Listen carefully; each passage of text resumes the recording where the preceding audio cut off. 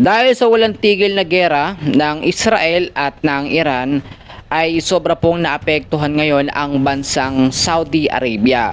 Ang Saudi Arabia ay naghahanda na sa posibleng pag-atake ng Iran sa kanilang bansa. Naapektuhan kasi ang Saudi Arabia sa matinding away at gera nito ng Iran at ng Israel. So mga kaibigan ko, mga kababayan, no? Ang pag-atake po ng Iran sa base militar ng US sa may Qatar ay nagdulot po ng takot sa mga mamamayan, no, at pinuno ng GCC. Ang GCC no, kabilang dito ang Saudi Arabia dahil ipinakita nito na kahit ang mga bansang may base ng US sa base military ay hindi po ligtas, no? Nakita rin natin. At bumaba rin po ang tiwala ng Saudi Arabia sa bansang Amerika matapos pong mahina ang tugon nito, no, or mahina ang pagtugon nito noong 2019 sa pag-atake sa mga pasilidad po ng Aramco. So anong nangyari dito? Hindi nagtitiwala or hindi po dumodepende ang Saudi Arabia sa tulong po na ibinibigay ng US or ng Amerika dito nga po sa Israel, no? Magka-alyansa po kasi yan, ang Israel at eto nga pong Amerika. Sa pagkakataong ito, nakipag-normalize naman ang Saudi sa Iran noong 2023.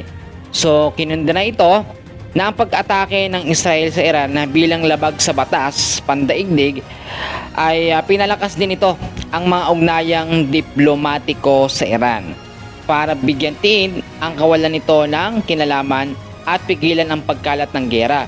So, ibig sabihin lamang na ang Saudi Arabia ay neutral o namamagitan lamang sa pagitan po ng Iran at ng Israel. Pero, ang Iran po kasi sa ngayon ay wala na pong pinipiling mga lugar kung saan ito aatake, no? Kung saan ito mamiminsala, no? Yung mga missile nila, hindi na natin alam kung saan minsan. Kahit saang bansa na sa Middle East tumatama, wala na ho silang pakialam.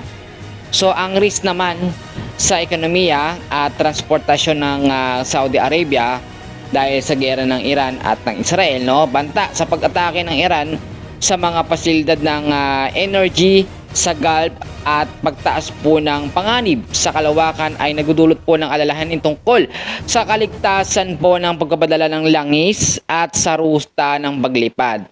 So meaning to say, apektado rin po ang Saudi Arabia sa ganitong klaseng sitwasyon. So yung pagpapadala nila ng langis sa ibang bansa po dito sa Middle East ay naapektuhan.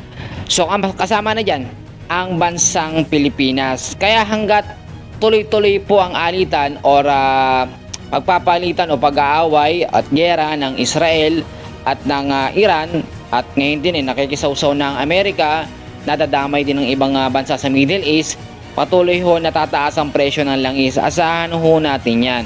So ngayon, ano ba yung mga suporta na ibinibigay ng Amerika dito sa gera na ito na nagaganap, no? Alam naman natin na pinapatigil na ng Amerika ni Donald Trump ng ang Iran sa pag-atake sa Israel, no?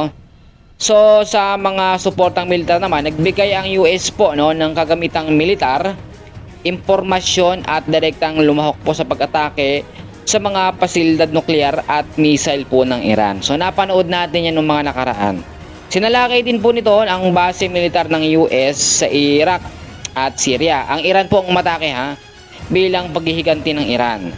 So hinikayat po ng US ang mga kaalyadong Europeo na suportahan ng Israel at kinundina ang programa ng nuklear ng Iran. So ang kinakatakot kasi dito ng Israel, yung programa ng Iran doon sa pagpapalawak ng kanilang nuclear plant, no? Nakakatakot kasi. So yun yung ipinagmamalaki po ngayon ng Iran. So kung makikita ho ninyo, ang suporta ng US ay batay sa pagmatagalang pangako nito sa seguridad ng Israel at pagsisikap na pigilan ng Iran na magkaroon ng sandatang nuklear at bawasan ang impluwensya nito sa rehiyon. Hanggat nandiyan po ang banta ng gera ng Israel at ng Iran, mananatili po ang sitwasyon natin sa ganito. Mahina ang transportasyon, yung mga kababayan natin hindi makakauwi, at tuloy-tuloy po pagtaas ng krudo, gasolina sa merkado. Yan muna ang update natin. Maraming salamat sa pag-support.